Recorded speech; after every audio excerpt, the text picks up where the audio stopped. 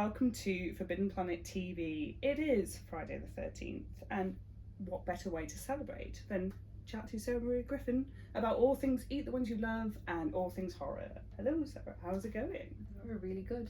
Good. Delighted to be here on such a spooky day. Such a spooky day in the middle of summer.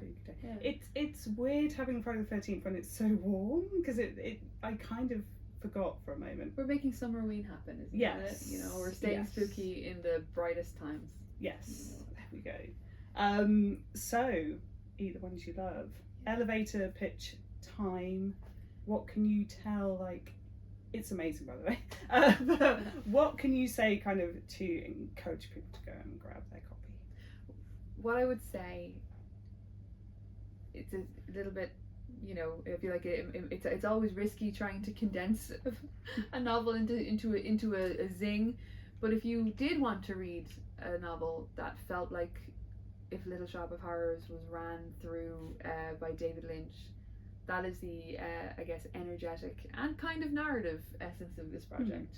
It's about two women who work in a flower shop and a talking orchid who is observing them keenly and with great interest and hunger. It's set in a shopping centre. It's about being in your mid-30s, your life falling apart and building it back up again, maybe out of things that are not too great for you. It's a mess. And everyone gets what they deserve. That's a very good summation, yes. And also, I suppose the tagline could be kind of the horror of work in retail, because anyone who's worked retail, they know malls, monsters, and minimum wage. You know, that's the vibe. We were all there. Yeah. So yes, yeah. What was your kind of first experience of kind of retail and stuff? Because it definitely comes across that you've served in the trenches. I have, behind the counters. You name it, I've sold it. My first service industry job was from when I was 15 until I was 19. I worked in a pub from when I was in school onwards. Okay. Absolutely a 15-year-old child working in a pub. And I had a great time. You couldn't have stopped me. There's no way. I loved my job. And I was always safe, and it was a great place to listen keenly to other people's lives. It was a great place to eavesdrop. You're fundamentally invisible as a bar girl.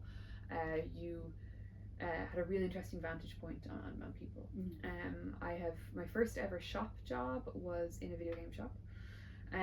I've also worked in cinema. I've worked as a receptionist in various car dealerships, gyms, and failed startups. I've sold clothes, live animals, candy floss at at Disney on Ice. Children's shoes, books. That was the best one.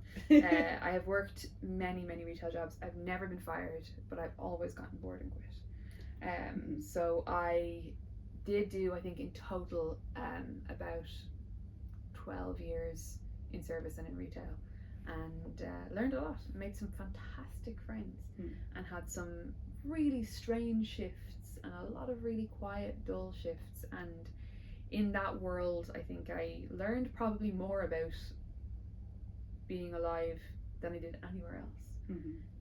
Because when you work behind the counter of a shop, you can see everyone but no one can see you, and it's a very powerful place to be, actually, and it's a great place to learn how to pay attention. Yeah, definitely. Do you think that influences how you kind of say build characters and stuff, for example, that you spent all these years kind of watching people, not like a sinister way? But you do, you have to be sort of a magpie if you're making up characters. They're all little mosaics made of people that you've met, parts of yourself. You pick up a lot of how people speak. You have to remain curious. I think you have to remain curious, just generally speaking, as a citizen of the earth. But when you're in retail, so much passes you by. Like, you are quite literally watching the ebb and flow of days. If you're in a city centre, it's much more busy. If you're in a shopping centre, there's more familiarity, there's a more distinct routine.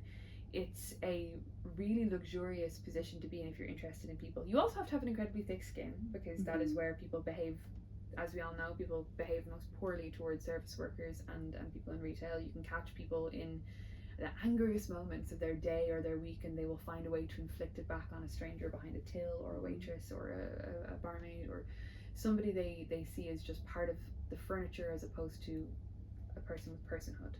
So if you are in that role where you are actively serving or working at a till,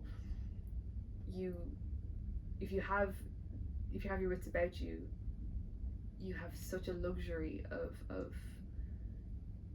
people to steal from, to thieve from. So yeah, I can't say that I loved working retail. I actually, but it was really important, and I think it made me jaded, and it made me cynical, but it also made me very curious about people's lives, because you only meet them for a second. Yes. And then they disappear again. So yeah, I definitely think I did learn a thing or two about how people are in the world, just by the sheer quantity of them that I met. Yeah. You know, and just in moments. Yes. Yeah. I suppose, and even having like, say, returning customers and stuff, like you'd have your kind of like regulars who you might see them all, but you're still only seeing very like fragmented parts of their lives. It's I had in the bookshop especially, we were kind of a neighbourhood bookstore, so you would have your regulars, people would come in and buy newspapers, like there was a real rhythm to that. It was lovely. But then you also had the madness of the tourists that we would meet. I lived and worked in San Francisco, and the bookstore I was in was called the Booksmith on Haight Street, which is still there, and you really got to see it all. We also opened till 10 p.m, which means you got to see the full range of different kinds of clientele. You know, it was really something. So yeah, it's both complete strangers who would maybe leave an impact on you in their strangeness or in their intensity or in their interestingness, or just people that you would. There was a girl who was a gardener who used to come in, and she had a pug, and whenever she came in, I was just so excited to both see her and also see her lovely duck. You know, they seeing people in these tiny instances isn't shallow. It isn't kind of, there's nothing small about the small talk that you're doing. Over time, it actually is very enriching. It's like being in a coral reef. You know, you might just be passing by all these other fish, but it's so important that they're there. It reminds you that you're part of something bigger than just yourself. Yeah, definitely. And I think like some of the kind of, I suppose, recommendations you'd get just from random customers, you know, whether it's a book recommendation or something, it's so interesting that those absolutely things can really affect your life, or you know what you kind of thought about a particular, especially in books. I mean, I remember one guy coming out, I remember very little about him other than he was quite young. He was looking for one particular horror novel, and he didn't know the author's name, but he knew the title, and I went off and I found it for him, and then I read it, and it's one of my favorite books. You know, it's called The Cipher, and it's about a couple who there's a hole in the floor of their apartment. It's a bad hole on the floor, and it's been reissued since, but back then it was kind of a pulpy, difficult to find novel, and we all of us booksellers kind of got together and were like, oh yeah, we found him a copy, you know. So I definitely found, through working in bookselling, found a lot of books that stuck with me just by what other people were reading. You know, like other doors opened from them. Yeah, definitely. It's something I miss aspects of, and like when we kind of work Comic-Con and stuff, I quite like being able to kind of see all the people and kind of chat to them again, but then you get so exhausted from doing things like that you're just like, okay, back to my office where no one can see me and I can just be it's all sat about there. And it's all about, you know, it's if you do it all the time. That's why retail as a kind of an industry has a kind of an intensity to it, because it is constant. You know, unless you have a job in a shop that involves being in the back room, which I found one for myself. I would find a way to be on stock take, or in the case of the bookstore, I was a greeting cards and stationery buyer, you know, so I found a way to be behind the scenes. But if you're not, you are just like mainlining people all the time, so there's no quiet balance on that, so it can be a very demanding job. Definitely. We will definitely come back to that and to characters and stuff. But one of the things that I love that kind of connects all of your books is that, or at least definitely this one, is the idea of the monster and the kind of the creature kind of element. So where did that kind of fascination with the other, I mean, it's almost kind of like a bit more Lovecraftian in this one, but where did that kind of idea come from? You know, I think I started writing about monsters I guess technically in my first novel, in Spare and Found Parts, there is a creature. And in my second novel, Other Words for Smoke, the creature had a very distinct voice and character and personality. And I really loved writing, well, there was two of them, but there was one in particular that I really, really enjoyed writing and seemed to connect very strongly and very deeply with the readers who met him. And I became more engaged with this idea of monstrosity and getting close to the monsters, and in the case of Eat the Ones You Love, into the body and into the voice of the monster as I went along. Mm-hmm. I keep trying to just write about people, you know, yeah. But inevitably, even if I start out in the real with a situation and a plan, something kind of always goes off. Mm-hmm. Something wiggles or becomes uncertain, and inevitably, where there's a weak spot or an uncertain spot, a monster appears. I am not a person who is operating with a map. I'm operating with a compass, but I'm not operating with a map. So my interest in monsters and in through as a reader of fiction probably started with the great magical creatures from the land of C.S. Lewis's Narnia, you know. I don't think you'd be kind of hard pressed to find a child who reads who isn't in some way enamored with creatures, with things that are not of us. And for me, the creatures that I work with in my fiction are not typical monsters. They're not monsters like, they're not zombies, they're not mummies, they're not the monsters that you think in that sort of blurry Hammer House of Horrors way, or the Halloween costume sense. What you said about them being eldritch is more, I think, accurate. That they are things from somewhere else that manifest in the bodies of things that we know. So in the case of Other Words for Smoke, in an owl and a cat, and in the case of Eat the Ones You Love, a houseplant. I'm doing it by accident, or I was doing it by accident at first, but now I am definitely trying to do it on purpose. And where my interest in monsters comes from is from the things that first set my imagination alight as a young reader. You know, I'm trying, I think, like lots of people, to still access that flow state and that sense of wonder at all times. And there is, I suppose, with Baby amongst kind of other monsters, that there's a strangeness to it, there's a foreignness to it, which you wouldn't necessarily get with, like you mentioned, kind of zombies and things like that. There's, because they look so human, it's kind of not that it's more kind of accepted, but it's kind of maybe in a way kind of less like harrowing. But if it's something that you can't kind of explain, that there isn't like a virus or something that's caused this, it's something else. Yeah. And I think, like when we show the monster too closely to the camera, it defeats it. Like the way when you see the Babadook, you're significantly less shook. You know, there is, for me, if I look too closely, I do have an explanation, I do have a system, I do have a plan now that I work with when I'm developing these stories. But I think keeping that at a distance from the reader is actually very important, because there's nothing I enjoy more, and I know this is not necessarily the case for every reader or viewer or consumer of stories. There's never a time at which I feel better than when I'm faced with a mystery that I can't get to the bottom of, or that the filmmaker or novelist or maker is obfuscating, is keeping things behind closed doors and only showing you a little bit of the picture. And for me, it's the mystery that keeps me coming back.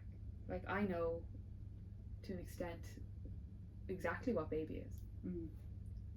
I have a completely, I could lay that out, but I think that would kill it. I think you can world build yourself to death. You can explain things you can explain any magic trick and you can kill it. And I think part of the privilege of getting to tell stories is getting to choose what part of the mystery you show and what part you keep. And the real magic of the story is in that place in between. That's where you hope readers find themselves stuck or held, is in the bits that they know and the bits that they can't know. Yes. Yeah. You know? And it's quite interesting as well that I suppose the kind of the characters, the kind of humans, just thinking about things like, for example, like aliens and stuff like that, that we are encroaching on their habitat, right? That we're the kind of we're the bad guy. Yeah. And there is kind of a that kind of weird position where you're just like, oh, kill the bad thing with fire, but also, hey, we're in the wrong here. So we shouldn't be here, So why are we surprised that we're prey? Yes. Yeah. Like there's a not quite pitting monsters versus humans or anything like that, or we are the monsters or anything like that, but I do think there is some good interrogative work to be done. Like for me, the function of science fiction and the function of fantasy in society is to hold up a mirror. Yes. You might not know you're looking at a mirror, but that's what it is. Like we're all on kind of a wider, hopefully, journey towards understanding, even if we are just being entertained, even if we are just kind of having a romp, there is still hopefully a voyage towards a kind of a fluency in being alive. So when we are handed things like that, surely we're meant to pick something up along the way. We're supposed to be listening to that and working that out, Yeah, and that's quite an interesting point as well with, I think, with the horror that works and the horror that I enjoy, there's that element of normality that you obviously have with Shell, that she's gone through a breakup, her career is kind of not working out, she's having to go back home, so there's that very normal things happening in your life, but then suddenly all this other stuff that slowly starts to kind of creep in. How hard do you find to kind of juggle that kind of the normal versus that unseen? It's a really good question. I think for me there's always a very close relationship between the normal and the weird. Anything is, I have a thing that I'm repeating to myself a lot recently, which is everywhere is a museum, and I think everywhere is weird if you tilt your head. And I'm never actively seeking a balance. It is genuinely just how it comes out. And Shell lives a very ordinary, domestic, normo, mid-30s experience up until she doesn't. But also so many of us do until we don't. Things are never weird until they are. So for me it's more of a kind of a dowsing system. At what moment things get strange is, for example, right now I could point out that there has been this very ominous sound coming from the vents this whole time. Now if I didn't point it out, or if I just fell silent and I allowed that sound to fill up the empty space, things would start getting weird. Weird is what you pay attention to and what you ignore. And for me, I can shift very easily the focus in a story from what is just kind of Shell hanging out in her bedroom or going to work. The focus shifting is not an effort. It's very organic, because it's also how I live in the world. It's how I pay attention to things. It's how I stay curious. Is I'm always looking for the flicking light, the whooshing, the shadow, the thing that is out of place always catches my eye. And I hope I can remain like that. I hope I can remain in that curiosity. It's very hard to be bored if you're always looking for the thing that is wrong. And for me as a storyteller, that then innately happens in the text. Do you find that's kind of peaked by, like we were talking off camera about, traveling and being in kind of different cities, different hotel rooms, etc., that you're suddenly kind of not in your safe not in your landscape, for sure. And I think the more you travel is the greatest privilege of being alive in this world, I think. And I get to do a lot of it for my job, but even before I was a writer I still loved to travel.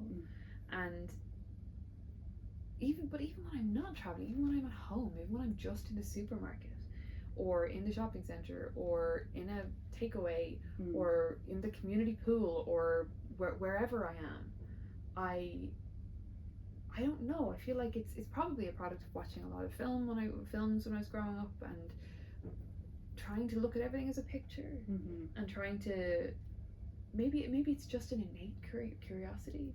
But I think that if you do get to travel, and when you do travel, especially in a professional context, and you find yourself in a lot of strange hotel rooms that are kind of designed for, traveling salesmen and or business people. They're featureless, they're clean mostly, they are so completely nothing that they start to get strange. Yeah.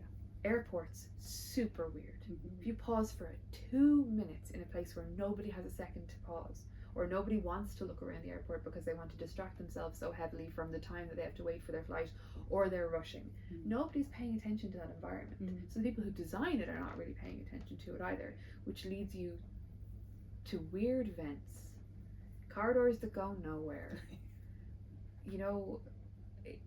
bad lighting. There's anywhere can be the site of storytelling and the strange if you just take a second and sort of wonder if it could be. So I think hotels, airports, supermarkets, there is a connective tissue between these spaces that people move through all the time, but don't really linger. And I'm interested in them. And like, we throw around liminal space a lot on the internet because aesthetically people are very drawn to these images of liminal spaces. Liminal spaces make up every single part of our lives. We just have to stop in them. But liminality is betweenness. So it's actually kind of hard to stop on your way from point A to point B because you're on your way. But if you do, there's a lot to be seen, I think, in those in-between spaces. Yeah, that's quite interesting, and that definitely comes across with the kind of the setting of the shopping centre, for example. Yes. Because you can imagine like what it once was. You can kind of see what it's becoming. And the kind of almost like labyrinth nature of all the tunnels and things in the shopping centre. Now that is it loosely based on a real shopping centre? Yes. Yeah. 3, 4, and in Dublin. I'm from Dublin, and the side of the city that I'm from is the north side, and I worked in one particular shopping centre called Dunamede Shopping Centre when I was a teenager and during one of my many retail jobs. But I've also worked in a couple of other ones. Northside Shopping Centre of the north side, it's just called Northside, the Omni and Santry, Artane Castle. There are aspects of all of these centres that are kind of woven together to create the Woodbine Crown, which is the shopping centre in Eat the Ones We Love. In the way that New York is the kind of the fifth pal in Sex and the City, the Woodbine Crown is also a very distinct character in the book, and one that I loved writing about because it is magpied from all these places that I've previously worked. I have worked in a shopping centre where there was a weird swimming pool. I have been there. Again, the architectural features are so interesting to me. Like, if you want to get into the Gothic, like, you start at architecture, and these shopping centres are accidentally truly Gothic places. There's one shopping centre that is kind of referred to in the way, what I stole from it from the novel is a radio station. And when I was a child, my mother would go off to run her errands and would drop me off in the creche. Over time, and the way that these places become other things by decay and by necessity, the creche that I would have gone to as a child has been converted into an oratory. So if you walk past the fountain, around by the subway, next to the post office, just before the bathrooms, there is a tiny church where there was a children's creche. That is bizarre. Yes. But people walk by it all the time and don't stop. But if you pull out just a little bit from that kind of context, they're really strange places. Yeah. And I think they're interesting. Yes. I think I know they're kind of not meant to be interesting, but I'm interested. I know there's obviously there's probably countless, like, I can think of, like, shopping centres and even high streets that are kind of becoming kind of ghosts of their former selves. But there is my other half's secondary school was closed down in Bristol years ago. It's still standing. Weird. But it hasn't been a school in over 30 years, but no one's ever developed the land, no one's ever kind of knocked it down. And I remember it was probably last year, and I think I was reading horror movie Paul Tremblay, and then we went past this school and I was just like, this is This is too much. Yeah. This. It's just sitting there gathering memory. The energy is all still in it. You know, abandoned spaces are. If I had more time, and I feel like I vicariously urban explore. You know, Yes. I love looking at the accounts of people who are ballsy enough to enter these spaces and document them. Mm. You know, old hospitals, old hotels. Yes. Near where I lived I lived up in the Wicklow Mountains during the pandemic, and in a suburb at the end of everything, before the forest and the hills. It's not a joke. It was quite literally at the end of Dublin, and before it becomes quite rural. There was a place called Scalp Woods, which is not a frightening name at all. And next to Scalp Woods is a dry skiing range Okay. and an abandoned hotel. Wow.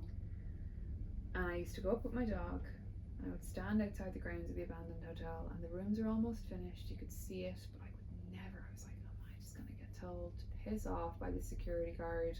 Like I orbited around it and never got up the nerve to, because part of being a woman alone in the world means that you can't explore because you're in danger inherently just because you're a woman in the world. Surprise. So going and wandering around in the woods on your own is still not putting your neck out, let alone going and wandering in a giant abandoned hotel. You need a team. You need the rest of you need a whole mystery machine full of nerds to come with you. You know. But I find it, and that I think it's been flattened since and turned into a different hotel. There's a temporary nature to these abandoned buildings, abandoned schools, and they hold something. And I don't know what that is, and part of why I'm interested in them is because I don't know what it is that makes them feel so compelling. You know, leftover potential, old stories, like to just leave a building there, with all that remained in it. Weird. It's good. It's got to be haunted. Sure. Gotta be haunted, but haunted looks like lots of different things. Yeah. You know, like it doesn't necessarily look like spooky, scary skeletons or ghosts. It's more abstract than that. It's energetic. I think it's a place feeling wrong. Yes. Yeah, definitely. We do obviously have to talk about your other kind of passion, which is video games, and video game writing. Where obviously there's a ton of us here who are huge gamers, myself included. How do you find your kind of love of gaming has influenced your writing? Is there a particular kind of game or atmosphere or character that you're just like, oh, I would love to have that? It's a great question. I think for me it's about the second person, right? It's about inhabiting the body of the reader if you can, because when you're playing a video game, it's about you. There's a Legend of Zelda film coming out in a couple of years, and there's this huge buzz at the moment about who's going to play Link, who's going to play Zelda. I play Link. It's me. I am Mario. I am Link. I am these guys. It is not. It's about inhabiting, and it's about a kind of an exit is the word I keep using. Like an exit. You exit here and you go there. And that for me is the feeling that I'm always trying to get back to when I'm writing and making work. So it's less even a specific game and more the sensation of exit. And there's some great auteurs in video games that I look up to a lot in terms of having a really distinct vision and a really distinct idea of the kind of work you want to make, like Hideo Kojima or even like Toby Fox. Like there's a lot of really personal work, it feels like, out there in the media, even with within the constraints of how expensive it is to make video games and how many people are required to assemble them. It is still beautiful to me that a lot of people can get behind one person's vision and execute something so total as a game. I love video games. I think about them all the time. I wish I had more time to play them. I play a lot of indie games. That's kind of my beat. In the coverage that I do is the weirder end of the indie scene, and I think about them all the time. And they're great. There is such fantastic things happening with indie studios in particular. Like we're in a golden age. Where last year there was a kind of a period in the summer where like you had another Crab's Treasure. Animal Well came out. Like there was just like this sequence of games that all came out. Laura Jayne, the Laser Eyes. Like there were all these weird games and brilliant games that all just kind of came out in a row, and I was like, this is what I'm talking about. Like there was like a domino effect or something that had happened. But now with the Switch 2, which came out last week, I feel like and the new Deltarune games have just come out. It's just so exciting. It's so nice to be. We're so back. You know what I mean? It's nice to feel like we've got that end of the industry is thriving, and I'm so excited. And there's nothing like discovering a small game by a small studio and going, look at this thing I found for you. You know, look at this weird project that these passionate people built with their gifts for us to play with. What a thing, you know? Like, what a thing. So good. I think actually some of the best games I've played recently have been the indie games, and I think some of the biggest studios have maybe lost sight of certain things that even too many cooks, man. Yeah. It's too many cooks, and once you establish a mainstream appeal, you actually lose a lot. You know, like there's a lot of sacrifice to be made to please a lot of people. But when indie studios are working together on these sort of more singular ideas, I don't know, I think really special stuff can happen, and really special stuff does happen. You know, like there are different creators that I've been following. I've been following their careers enthusiastically because I'm excited to see what their artistic output is going to be. Like there's a guy called Greg Lobanoff who made a game called Wandersong and a game called Chicory, which are two, I think, of the finest independent games ever made, and I'm so excited to see what he does next, you know. And I don't necessarily always feel that way about the AAA studios because I know what they're going to do next. They're going to do GTA 6. Yes. And I know exactly what that game. No, I will play it. Oh yeah, no, but I'm not anticipating any sort of divine surprise. I know exactly what I'm getting. Yeah. A good time. Yes. But I'm not going to exactly go into I don't. Well, maybe I'm very happy proved wrong, but I did not expect Another Craft Treasure to go the direction that it did. I actually feel like I was being taken somewhere. Another Craft Treasure is a video game in which you play as a hermit crab with a fork that goes around hitting things and has lost his shells looking for a shell, and it's a Souls-like kind of a fighting game. It's also astoundingly beautiful and very bold in its storytelling, you know. And I think I could not have anticipated that from when I went in. And I think with a lot of independent games, there's a lot of room for real beauty, great jokes, you know, real elegance. Like I used to cover video games on the radio in Ireland, and the year that I was doing it was the year before the Untitled Goose Game came out. And the host of the show, I did a slot, asked me and the other critic, like, what games are you looking forward to next year? And I said, okay, this is going to be this game, right? And the story is that it's a lovely day in the village and you're a horrible goose. And the whole thing is that you go around and you cause chaos as a goose. And both of the people I was speaking to were like, what? That's a game? I was like, yeah, it's going to be really elegant. I knew exactly, like, I thought I knew exactly what it was going to be. I thought it was going to be a romp and a kind of a lark, and what it turned out to be was frankly poetry in motion. Hilarious poetry, but poetry in motion. There's such promise in these ideas before they have been spoiled by committee. And more of that, please. Definitely. I'm currently playing Expedition 33 Fair of Your Eyes.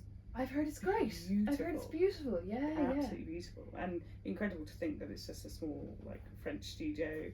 The kind of main producer director, it was a huge Final Fantasy fan growing up, and he's just like, I want that magic back, so here it is. And it is very much that. I think we live in a lovely time where the people who are now making the games grew up playing the games. So a developer can say, I was heavily influenced by, you know, Final Fantasy 9 or whatever weird Final Fantasy that kind of hits you in the heart. It's not 7 for everyone. It's 8 for me. That's amazing, because the games then become a kind of a postmodernism in themselves. They have a canon to reference. They're not establishing a new landscape anymore. They're working within a rich new tradition. So that's how you get really, really good stuff. I'm excited to play it. That and Blue Prince is another one I'm excited to play once I have enough clarity of thought to play a puzzle game, which I don't always have. I really, really don't always have. Like, I loved Laura Jayne Dodd, but at a certain point I was like, I am too bad at maths for this game. I am too stupid. Sorry, can't do it. You know, can appreciate it, but I can't win it. you know. So I've heard a lot about Claire Obscura's Journey. It's fabulous. And it's such an interesting idea. Like it doesn't have, for example, it doesn't have a mini map, so you don't know where you're going, and at first you're just like, oh god damn it, like I've gone round in a circle or whatever, but then you're just like, oh actually I kind of feel like the character does, right? That you stumble across the thing you were looking for, you stumble across something you didn't expect to see. I actually kind of think it's quite clever now. At first I was just like, well, where's my mini map? But then you adjust, you accept the rules of the game you're playing, and you enter into it in agreement, right? You know, and I'm on that one next. I'm just about to finish Deltarune Chapter 4, and then I'll probably play through it again a couple more times to try and shake out all the secrets. I'm also kind of coasting around Super Mario Kart World, but that is that's more of a household long-term project. That's something you just ambiently play for an hour after your dinner before you go to bed, you know. Which is good to have. It's good to have something that you can just kind of literally cruise around and have a silly time with, as well as things that will kind of open up like a psychic puzzle box and speak to your soul, you know. Who's your character of choice on Mario Kart? On Mario Kart, it's Rosalina on a motorbike. Okay, so that's pretty cool. Yeah, back in Mario Kart 8, it was Rosalina on the Wiggler with golden wheels, which is so silly looking. But my god, packs punch. She's a super heavyweight, so she pulls a lot of speed. And I think from what I can tell, the weight rankings are the same at this end. Though in the new Mario Kart, there's a load of very silly characters, including a cow and a penguin. I'm kind of like, well, what if we had more surrealism? Who do you play? Well, I like the rich Laura Boo. So, and there's something about all the kind of costumes and stuff that you can. So good. The Boo thing is great because all Boos are girls. You know this. Yeah, Teresa. Like in Japanese, Boo's name is Teresa. So all Boos are women. So it's actually Queen Boo we're playing as, not King Boo. So I fully agree with you. Boo is great. There's something about like things like that, and even like a lot of people, when Super Metroid was, you know, first in the rounds, people didn't realise it was a woman, and it's only our girl Samus like takes off the hammer, the Zero Suit, or obviously when she dies. That's right. Then you're just like, go to But it was kind of obviously even kind of bucking the trend back in like the 80s and 90s, that you would have these kind of strong female characters in games that you weren't kind of seeing on the screen as much, and maybe not reading in books as much. Like a Trojan horse was Samus Aran. And the worst thing is, I wish I liked Metroid more. I find Metroid achingly dull, but I'm like, I love that for you. I love you, Samus.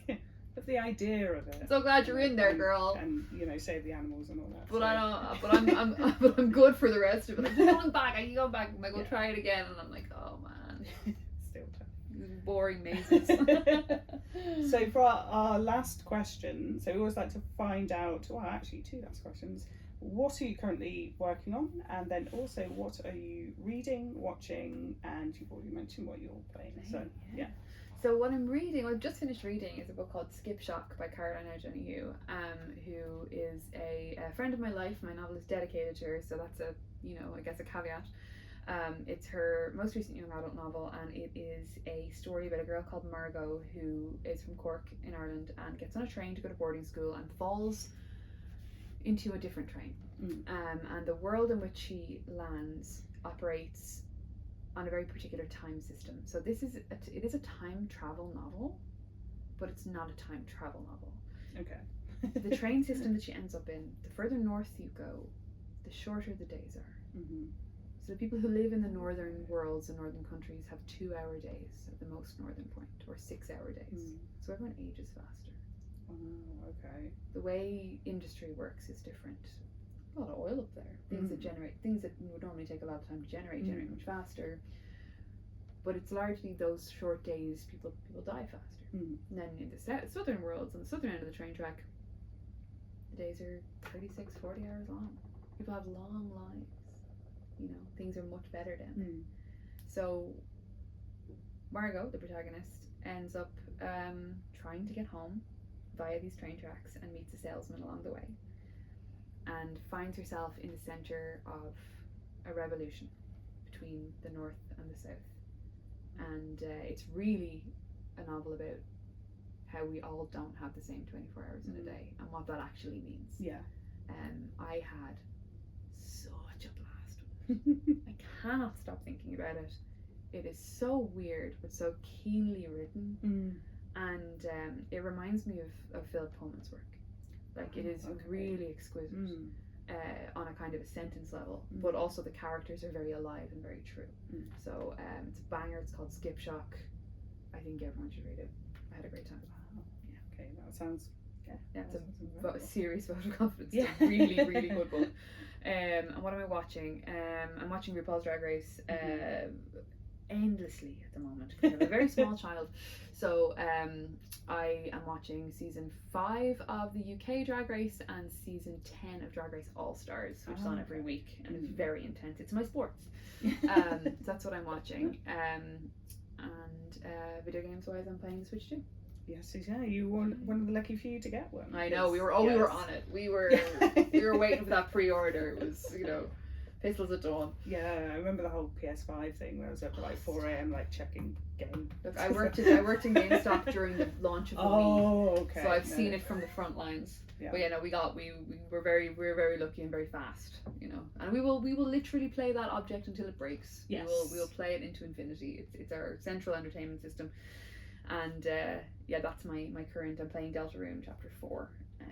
And then when I'm finished Deltarune Chapter 4, I will play Chapter 3 again, and then Chapter 4 again. And I will rinse it of every single moment that I can. Are you a completionist then? You like to try and in some do all cases. of it? Okay. It depends. I think particularly with Toby Fox's work, I think his work's very interesting. I think it's very distinctive, and I like to try and wring out every moment of it that I can. Nice.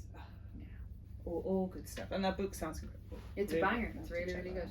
And what I'm working on is my 2026 novel, which I'm not going to tell you the name of, and I will tell you that it is about a group of people who've known each other for a very, very long time at 3 different seasons of their lives. Their childhoods, their dirtbag 20s, which is the body of the novel, and then their 40s. And they play a game together throughout these different moments of their lives. And the game has a very high cost. So it's about being friends. Okay. Nothing's going to go wrong. No, it's really normal. It's a very accurate portrait of friendship, of people's lives and the things that they go through. Yeah. No monsters. Monsters. Not even a little. Yeah. No. Nobody gets eaten. Nothing weird happens to anyone. Everyone survives. It's very wholesome, actually. Okay. Yeah. Okay. And that's autumn next year. Yes. Oh God. Okay. Great news. Thank you. Thank you, Sarah, so much for joining us today and some of our live / faux live plants. Yeah. But for anyone watching at home, we do have signed copies of Sarah's books. So we have some left over from Comic Con, but not many.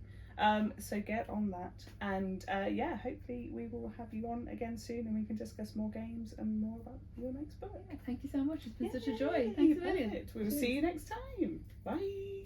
If you're enjoying watching Forbidden Planet TV and you're enjoying watching us talk to the world's most interesting and accomplished filmmakers, authors, artists, musicians, creators, subscribe right here.